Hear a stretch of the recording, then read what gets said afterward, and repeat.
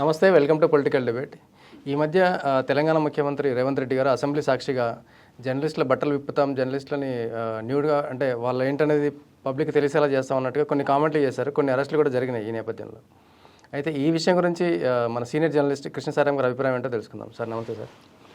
Sir అయితే మనం ఈ మధ్య చూసాం, మనం అసెంబ్లీ సాక్షిగా రేవంత్ రెడ్డి గారు కొన్ని కామెంట్లు చేశారు. అంటే అలా ఇది మా ఫ్యామిలీ మీదకి వస్తున్నారు, పిల్ల మెడల మీదకి వస్తున్నారు ఈ జర్నలిస్టులు అనేది కొన్ని కామెంట్లు చేశారని దానికి తగ్గట్టుగా అరెస్టులు కూడా చేశారు. అంటే ఈయన అంటే జర్నలిస్టులని కంట్రోల్ చేయడం ఈయన వల్ల సాధ్యం అవుతుందంటారు? అంటే అందరు జర్నలిస్టులని ఉద్దేశించి వ్యాఖ్యానించారా, లేదంటే సోషల్ మీడియాలో జర్నలిస్టులు అనేటటువంటి పేరు మీద సాగిస్తున్నటువంటి ప్రచారాన అనేది కొంత క్లారిటీ అవసరము.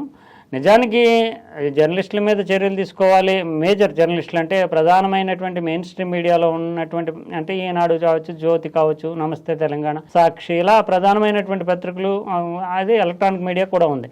వాళ్ళ మీద చర్యలు తీసుకోవాలంటే కేసులు పెట్టవచ్చు, అదేం తప్పలేదు. కానీ సోషల్ మీడియా పేరులో ఆ జర్నలిస్టులు అనేటటువంటి పేరుతోటి అంటే ప్రతి మొబైల్ ఉన్నటువంటి ప్రతి వాళ్ళు కూడా ఆ జర్నలిజం అనే దానికి ఏం పెద్ద డిగ్రీ అక్కర్లేదు, తమ అభిప్రాయాలు వ్యక్తం చేస్తూ మీడియా అంటున్నారు. అందువల్ల ఏ జర్నలిస్టులు అనేటటువంటిది ప్రధానంగా కాంగ్రెస్ పార్టీ ఈ ఇటీవల కాలంలో ఈ ప్రభుత్వం పథకాలకు సంబంధించి కానీ ఇతరత్రా కానీ ప్రజల్లోకి వెళుతూ వాళ్ళ అభిప్రాయాలు తీసుకుంటూ ప్రచారం చేస్తున్నారు. అది వివిధ రకాలైనటువంటి సోషల్ మీడియా ప్లాట్ఫామ్స్ మీద.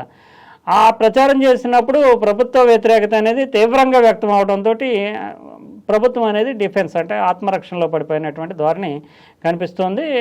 దీన్ని ప్రతిపక్షాలు అటు బీఆర్ఎస్ కావచ్చు, బీజేపీ కావచ్చు ఎంకరేజ్ చేస్తూ కొంతమంది కొన్ని సోషల్ మీడియా ప్లాట్ఫామ్స్ని వందల సంఖ్యలోనే సోషల్ మీడియా ప్లాట్ఫామ్స్ వాడుకుంటున్నారు. దానివల్ల ప్రభుత్వ వ్యతిరేకత క్రమేపీ ప్రజల్లోకి వెళ్ళడానికి కారణం అవుతుంది అనే భావన ఉంది. అయితే ఇక్కడ నిజానికి ఒక తాజాగా అరెస్ట్ కూడా జరిగింది. అరెస్ట్ జరిగిన తర్వాతే రేవంత్ రెడ్డి స్పందిస్తూ జర్నలిస్టులు ముసుగులో బట్టలు విప్పి చూపిస్తాము అంటూ అన్నారు. అది నిజంగానే అశ్లీలమైనటువంటి ధోరణి ధ్వనించేలా ఉండడం, అసలు జర్నలిస్టులు ఎవరు అనేటటువంటి చర్చ, అసలు రేవంత్ రెడ్డి మాటల్ని ఎంతవరకు తప్పు పట్టాలనేటటువంటి దాని మీద రేవంత్ రెడ్డి చేసినటువంటి ప్రకటన మీద సంఘీభావం వ్యక్తం చేస్తూ, అంటే జర్నలిస్టులకు అనుకూలంగా సంఘీభావం వ్యక్తం చేస్తూ సీనియర్స్ స్పందించడం, ఇదంతా పెద్ద రాజకీయ దుమారంగా మారింది. అయితే సోషల్ మీడియా ప్లాట్ఫామ్స్లో ఎంతవరకు అంటే నిజానికి తప్ప ప్రభుత్వాన్ని విమర్శించకూడదా, ప్రభుత్వం చేస్తున్నటువంటి తప్పులను ఎత్తి చూపించకూడదా, ప్రజాభిప్రాయాన్ని వెల్లడించకూడదా అంటే ఖచ్చితంగా డెమోక్రసీలో వెల్లడించేటటువంటి స్వేచ్ఛ ఉంటుంది ప్రతి పౌరుడికి కూడా. అయితే ఇక్కడ సోషల్ మీడియా ప్లాట్ఫామ్స్ అంటే నిజానికి మెయిన్ స్ట్రీమ్ మీడియాలో ఏమి కూడా ప్రభుత్వానికి వ్యతిరేకంగా ప్రచారం చేస్తున్నాయి. ఇప్పుడు నమస్తే తెలంగాణ కానీ, టీ న్యూస్ కానీ ప్రభుత్వానికి అనుకూలంగా ఏం ప్రచారం చేయగా, కానీ వాళ్ళ మీద కేసులు పెట్టడం కానీ ఏం సాధ్యం కావట్లేదు. ఎందుకంటే సోషల్ మీడియా ప్లాట్ఫామ్స్ని మాత్రం ఆ పరిమితులు దాటి నిజానికి విమర్శ, ఆరోపణ, దూషణ, విమర్శ ఎవరైనా చేయొచ్చు. అభిప్రాయం అంటే నాకు రైతు బంధు రాలేదు, రైతు భరోసా రాలేదు, ఇదిగో నాకు 4 ఎకరాల పొలం ఉంది, నాకు రాలేదు, ఇస్తామని చెప్పి ఇవ్వలేదు, దీనిని తప్పుపట్టడానికి ఏమీ లేదు. ఎందుకంటే అది రైతులు కూడా చెప్పవచ్చు, అభిప్రాయాన్ని విమర్శించవచ్చు ప్రభుత్వం ఏం చేస్తుందని. అంతేకాకుండా ప్రభుత్వం అధికారులు లేదంటే ప్రభుత్వ ముఖ్యమంత్రి ఎంతంత జీతాలు తీసుకుంటున్నారు, నా విషయం ఏంటి అనేటటువంటి నిలదీయడం కూడా తప్పేం కాదు. రైతుగా నాకు ఉండేటటువంటి హక్కు, అది నాకు రాలేనటువంటి దాన్ని ఎత్తి చూపించవచ్చు. ఆరోపణ కూడా చేయొచ్చు, మీరంతా అవినీతి పరులు అయిపోవడం వల్లే ఈ ప్రభుత్వాలు సక్రమంగా నడపడం లేదు అనేటటువంటి ఆరోపణ కూడా చేయొచ్చు. ఆరోపణ కొంత బేస్ ఉండాలి.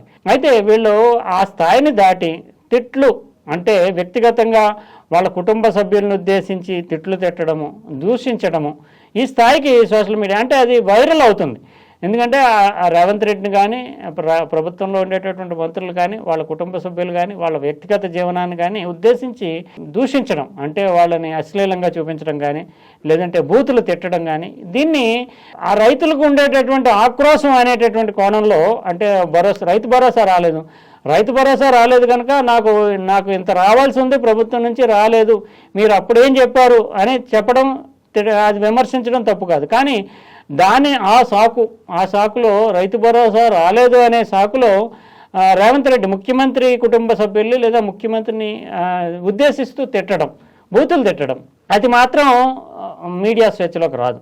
ఎందుకంటే విమర్శ చేయడానికి, నాకు జరగాల్సిన న్యాయం జరగలేదని చెప్పడానికి, రైతు భరోసా నాకు రాలేదని చెప్పడానికి, దానికి ఆధారాలు చూపించడానికి.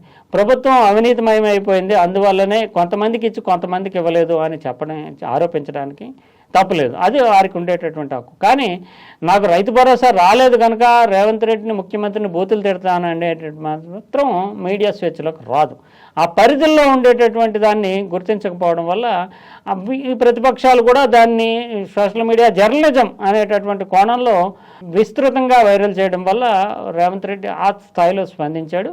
అది నిజానికి మీడియా స్వేచ్ఛకి ఈ సోషల్ మీడియా ప్లాట్ఫామ్స్ మీద అసభ్యంగా దూషించడానికి చాలా తేడా ఉంటుంది. ఇప్పుడు నిజానికి రేవతి వాళ్ళని అరెస్ట్ చేసినప్పుడు వాళ్ళు పెట్టినటువంటి కేసులు మీడియాకి సంబంధించి కాదు, నిజానికి దూషణ, ఒక వ్యక్తిగతంగా శీలహననానికి పాల్పడే స్థాయిలో దూషణ చేయడం అనేది అది మెయిన్ స్ట్రీమ్ మీడియా అయినా సోషల్ మీడియా అయినా ఒకే చట్టం ఒకే పరిధి వర్తిస్తాయి.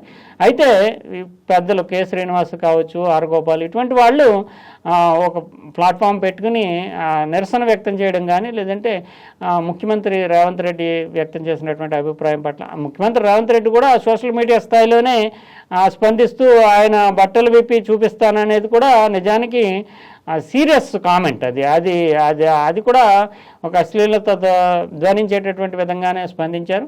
అయితే జర్నలిస్టుల్ని అనడం అనే దాని మీద జర్నలిస్ట్ కమ్యూనిటీకి చెందినటువంటి నాయకులు కనుక వీళ్ళు సంఘీభావం ప్రకటించారు. అయితే వాళ్ళకు కూడా నైతికంగా మీడియాలో ఏది విమర్శ, ఏది ఆరోపణ, ఏది దూషణకి చట్టపరంగా కూడా కేసులు, డిఫమేషన్ కేసులు, లైబుల్, స్లాండర్ ఇలాంటి కేసులు కూడా పెట్టచ్చు. అందువల్ల ఆ కేసులే పెట్టారు. ఇప్పుడు ఇది ఒక రకంగా సోషల్ మీడియా పరిధులను గుర్తించుకోవడానికి విమర్శించవచ్చు. ప్రభుత్వ ముఖ్యమంత్రి వేలెత్తి చూపి హెచ్చరిక జారీ చేసినంత మాత్రాన విమర్శలు ఆపాల్సిన అవసరం లేదు. అట్ ది సేమ్ టైం దూషణకి, తిట్టడానికి, విమర్శకి మధ్యలో ఉండే తేడా పరిధిని గుర్తించాలి.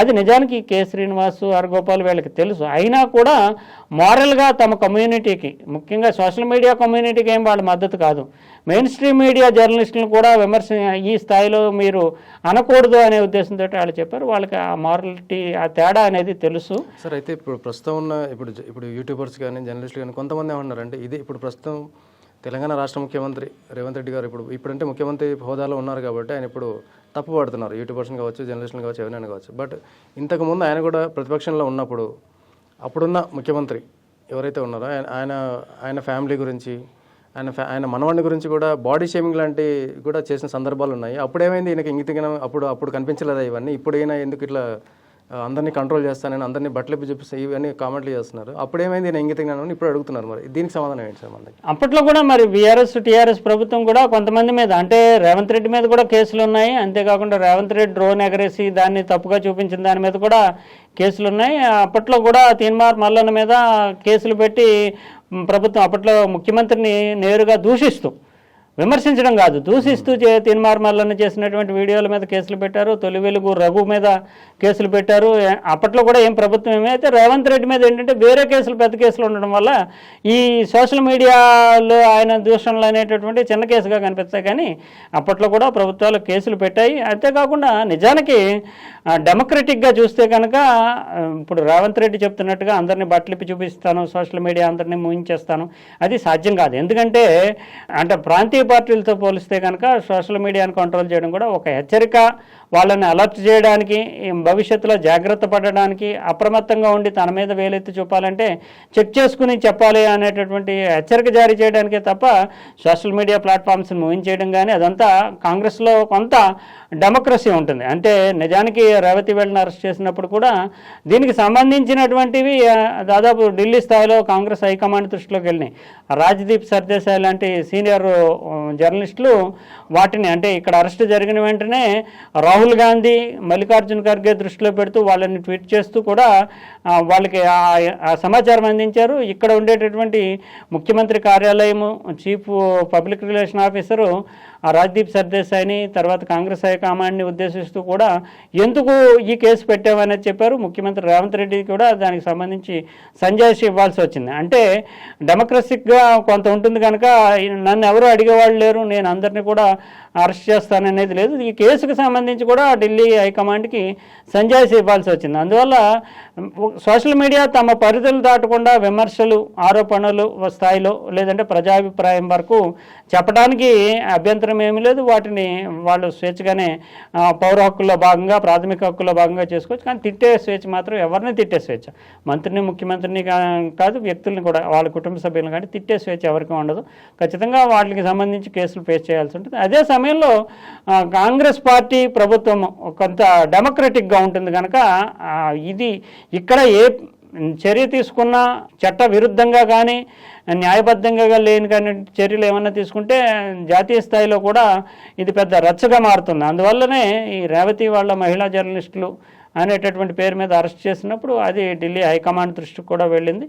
అయితే రేవంత్ రెడ్డి వ్యక్తిగతంగా తనని దూషించినా, లేదంటే వ్యక్తిగతంగా దుష్ప్రచారం చేసినా దానిని ఖచ్చితంగా ప్రభుత్వ నిర్ణయాలతోటి సంబంధం లేకుండా ప్రభుత్వ చర్యలను తప్పుపట్టవచ్చు, లేదంటే ప్రభుత్వంలో అమలు కాని పథకాలను గురించి ఎత్తి చూపించవచ్చు. వీటన్నిటి వరకు ఎవరు ఏమీ తప్పు చెప్పలేరు. కానీ వ్యక్తిగతంగా శీలహనను అంటే క్యారెక్టర్ని అసాసినేట్ చేసేటట్టు, కుటుంబ సభ్యుల్ని తప్పుపట్టేటట్టు, దూషించేటట్టు, ప్రభుత్వ పాలనతో సంబంధం లేనటువంటి వ్యవహారాలని అశ్లీలంగా చిత్రీకరించినప్పుడు మాత్రం ఖచ్చితంగా చర్యలు తీసుకుంటామన్నారు.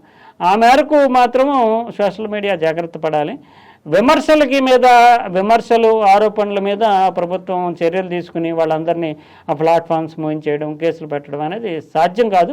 ఎందుకంటే కాంగ్రెస్ హైకమాండ్ కూడా చూస్తుంది. మిగిలిన ప్రాంతీయ పార్టీలతో కానీ, జాతీయ పార్టీ అయినటువంటి భారతీయ జనతా పార్టీతో కానీ పోల్చి చూసినప్పుడు మాత్రం కాంగ్రెస్లో చెక్స్ అండ్ బ్యాలెన్సెస్ ఉంటాయి కనుక రేవంత్ రెడ్డి ఏకఛత్రాధిపత్యంగా అన్ని నిర్ణయాలు తీసేసుకుని డెమోక్రటిక్ ప్లాట్ఫామ్ అయినటువంటి జర్నలిజాన్ని కూడా మూసివేయించేసి జర్నలిజం మీద నియంత్రణ, గుత్తాధిపత్యం సాధించడం, పెత్తనం చేయడం అనేది కాంగ్రెస్లో సాధ్యం కాదు. అందువల్ల ఆ మేరకు పెట్టిన కేసులు కూడా సోషల్ మీడియా ప్లాట్ఫామ్ ఒకటి రెండు మీదే తప్ప మెయిన్ స్ట్రీమ్ మీడియా మీద ఎందుకు పెట్టలేదు? మెయిన్ స్ట్రీమ్ మీడియా మీద నమస్తే తెలంగాణ ఉంది, బీఆర్ఎస్కి అటు టీ న్యూస్ ఉంది, మరి వాళ్ళ మీద ఎందుకు పెట్టలేదు అంటే వాళ్ళు జాగ్రత్త పడుతున్నారు. వాళ్ళు విమర్శకి, ఆరోపణకి, దూషణకి మధ్యలో తేడాను పాటిస్తూనే ప్రచురణ చేస్తున్నారు. కానీ సోషల్ మీడియా ప్లాట్ఫామ్స్ మాత్రం ఆ పరిధిని దాటడం వల్లే వీళ్ళ మీద కేసులు వస్తున్నాయి, మెయిన్ స్ట్రీమ్ మీడియా మీద కేసులు రావట్లేదు. అది ఆ జాగ్రత్త జర్నలిజానికి, సోషల్ మీడియా ఇన్ఫ్లుయెన్సర్స్కి మధ్య ఉండేటటువంటి ఆ తేడా ఉంది. ఆ తేడాను గుర్తించక సోషల్ మీడియా ఇన్ఫ్లుయెన్సర్స్ కూడా జర్నలిస్టులే అనుకోవడం వల్లే ఈ రచ్చంతా నడుస్తుంది. ఈ రెండింటికి మధ్య స్పష్టమైనటువంటి తేడా ఉంది. కాంగ్రెస్ పార్టీ కానీ, ప్రభుత్వం కానీ పూర్తి స్థాయిలో ఈ సోషల్ మీడియా ప్లాట్ఫామ్స్ అంటే స్వేచ్ఛాయుతమైనటువంటి మీడియా సాధనాలని గుత్తాధిపత్యంలో తీసుకోవడం కానీ, నియంత్రించడం కానీ, అణిచివేయడం కానీ సాధ్యం కాదు. ఎందుకంటే అక్కడ కొంత చెక్స్ అండ్ బ్యాలెన్సెస్ ఉంటాయి. Thank you sir. నమస్తే.